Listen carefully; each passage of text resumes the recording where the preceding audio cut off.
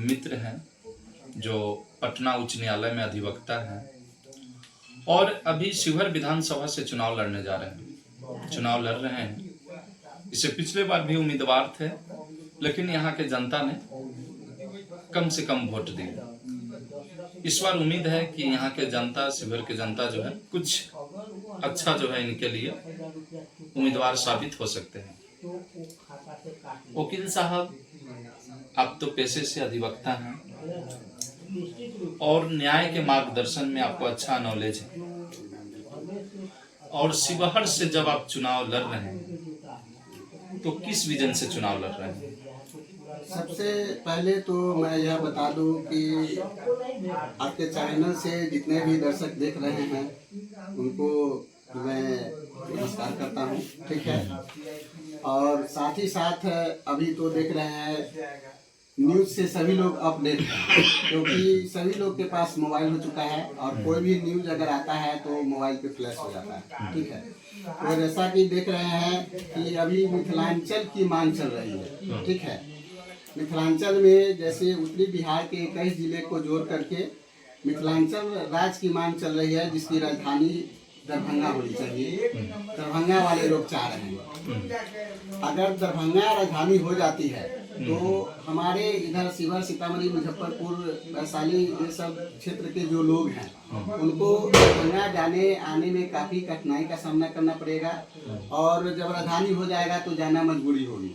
अभी जा रहे हैं या नहीं जा रहे हैं उससे कोई फर्क नहीं पड़ता है, लेकिन राजधानी हो जाएगी तो जाना मस्ट ही होगा, क्योंकि कुछ ऐसा काम होता है जो राजधानी में ही होता है, उसके लिए जाना ही पड़ेगा। जैसे कि न्याय का ही है, मान लीजिए अगर दरभंगा राजधानी हो जाएगा तो हाई कोर्ट भी जो है दरभंगा हो जाएगा, तो न्याय के लिए भी आपको दरभंगा जाना पड़ सकता है, तो काफ़ी कठिनाई का सामना करना पड़ सकता है। जैसा कि अभी हम लोग जो है जिसको जो भाषा बोलते हैं इसको भोजपुरी नाम दे रहे हैं, वह एक्चुअल में है बजिका, ठीक है ना।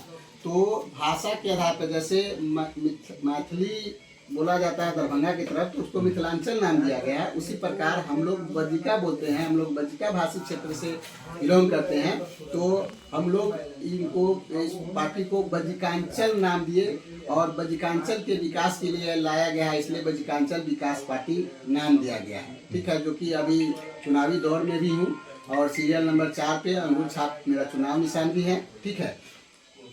इसे ये होता है कि अगर तो हम लोग चाहते हैं कि राजधानी अगर मुजफ्फरपुर हो जाएगी तो अच्छा रहेगा। जैसे यह पार्टी अब राज्य बनाने वाली पार्टी के रूप में रजिस्टर है, तो यह चाहती है कि उत्तरी बिहार के 21 जिला को जोड़ करके बजिकांचल राज्य होनी चाहिए, जिसकी राजधानी मुजफ्फरपुर हो। अगर मुजफ्फरपुर राजधानी हो जाती है तो हम लोगों को बहुत ही सुविधा होगा, क्योंकि पार्टी यह भी कहती है कि न अगर राजधानी नहीं बढ़ती है तो हमारे लिए बहुत ही अच्छा है, लेकिन बढ़ता है उस परिस्थिति में सभी लोग अपना अपना लाभ देख रहे हैं। तो हमारी अगर राजधानी मुजफ्फरपुर हो जाएगी तो इधर के जनता को काफ़ी सहूलियत होगा, इसलिए हम भी चाहते हैं कि अगर राजधानी बढ़ती है तो मुजफ्फरपुर राजधानी हो जाए, जो कि इस क्षेत्र के बजिका भाषी जो भी क्षेत्र के लोग हैं उनको अधिक से अधिक लाभ मिलेगा। इस पार्टी के माध्यम से राजधानी बनाने का जो प्रयास है, क्या लगता है इस बार कितने सीट पे चुनाव लड़ रहे हैं आपकी पार्टी? हमारी पार्टी क्षेत्रीय पार्टी के रूप में रजिस्टर है। जैसा कि आप देख ही रहे हैं, जैसे कि हम लोग अगर मुजफ्फरपुर राजधानी बनाने की बात कर रहे हैं तो मुजफ्फरपुर के आसपास के जो विधानसभा क्षेत्र होंगे वहां से अगर चुनाव लड़ेंगे तो जनता का रुचि होगा।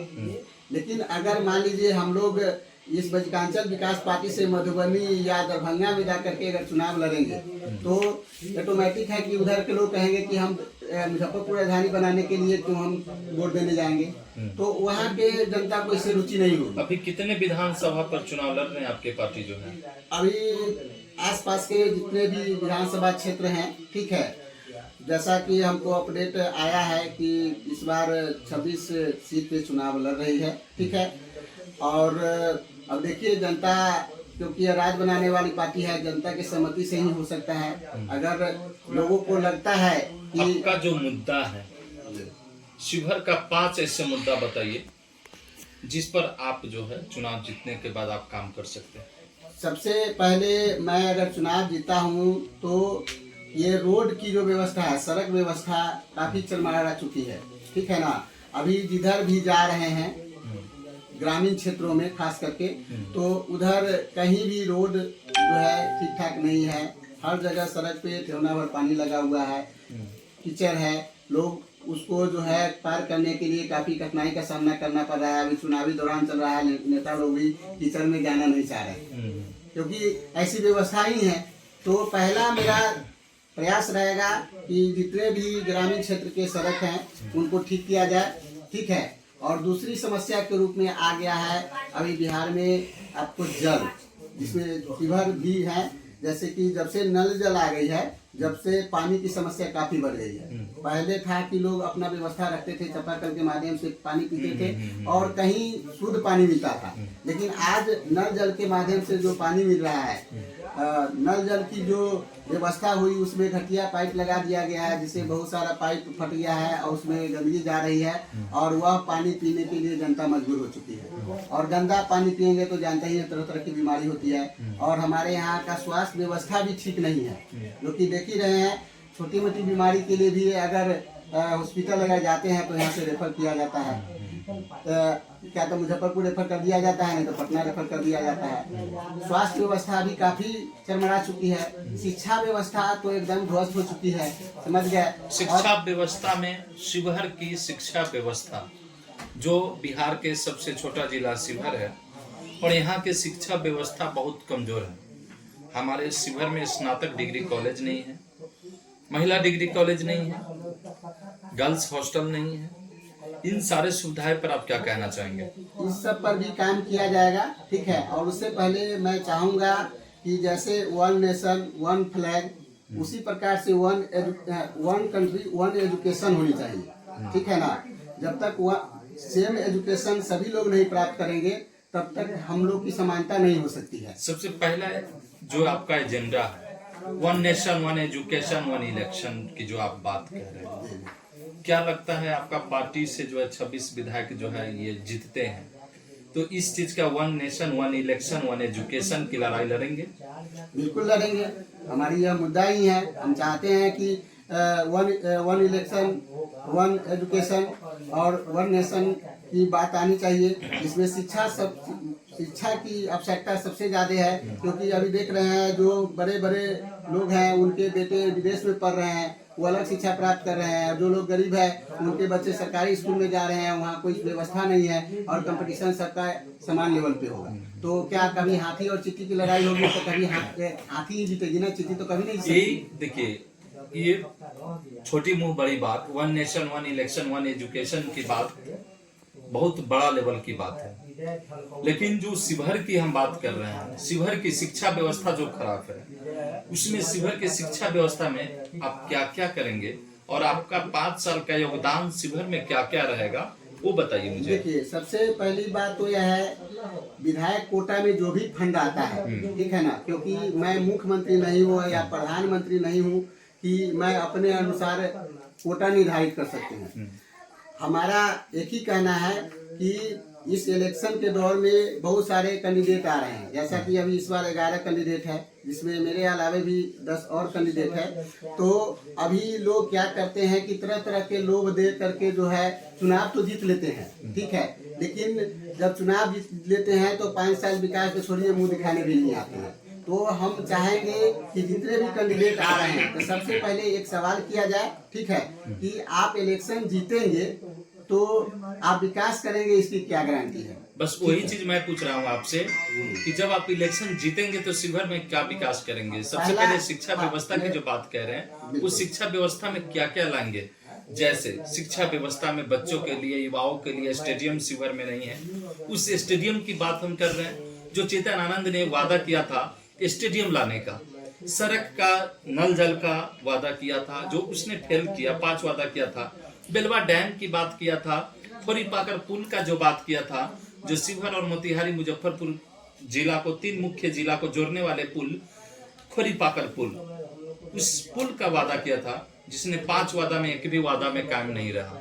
ये शिक्षा व्यवस्था में बार बार आपने कह रहा है कि जो है हम विधायक बनेंगे तो मुख्यमंत्री नहीं है, प्रधानमंत्री नहीं है, लेकिन एक विधायक दल का नेता जो कर सकता है वो मुख्यमंत्री नहीं कर सकता है। देखिए, मैं जनता से यही अपील करना चाहता हूँ, ठीक है ना, कि जनता निस्वार्थ रूप से हमें मत का दान करे। हम निस्वार्थ रूप से हम विकास करेंगे। जैसा कि आप जानते हैं, मैं एक अधिवक्ता हूँ।